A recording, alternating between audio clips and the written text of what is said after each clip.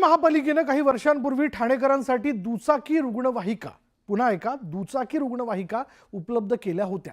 शहरातील वाहतुकीची समस्या लक्षात घेत हा अभिनव उपक्रम राबवण्यात आला होता। महापालिकेचा हाच अभिनव उपक्रम गेल्या वर्षापासून धुळखात पडल्याचं दिसून येते। पालिकेच्या 30 पेक्षा जास्त दुचाकी ॲम्ब्युलन्स आता ठाण्यातील पार्किंग प्लाझा या ठिकाणी धुळखात पडल्याचं दिसतंय। त्यामुळे महापालिकेचा पैसा पाण्यात गेल्याचं दिसून येतं आणि याचा आढावा घेतलाय आमचे प्रतिनिधी प्रेम मोरे यांनी।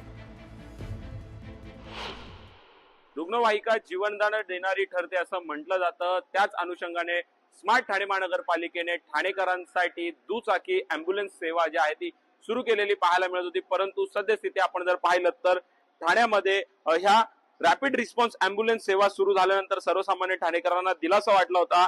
ठाणेकरांची वाहतूक कोंडीतून सुटका करत ही ॲम्ब्युलन्स जी आहे ती रुग्णांना सेवा देणारी पाहिली जात होती। परंतु आता ही रुग्णवाहिका ही दुचाकी रॅपिड रिस्पॉन्स ॲम्ब्युलन्स जी आहे ती दुरावस्थेत पाहायला मिळते। मोठ्या प्रमाणात ह्या रुग्णवाहिका आपण पाहिल्या तर धुळखात पडलेल्या अवस्थेमध्ये पाहायला मिळतात। जवळजवळ 20 ते 30 ॲम्ब्युलन्स ज्या आहेत त्या आता सध्या या ठिकाणी ज्या आहेत त्या धुळखात पडलेल्या पाहायला मिळतात। प्रशासन जे आहे या ॲम्ब्युलन्स कडे कशा प्रकारे पाहिलं आणि कशा प्रकारे ह्या ॲम्ब्युलन्सची दुरावस्था ही व्यवस्थित केली जाईल आणि रस्त्यावर पुन्हा ह्या ॲम्ब्युलन्स कशा धावतील हे देखील पाहणं तितकंच महत्त्वाचं ठरणार आहे। ठाण्याहून मी प्रेम मोरे, न्यूज 18 लोकमत, ठाणे।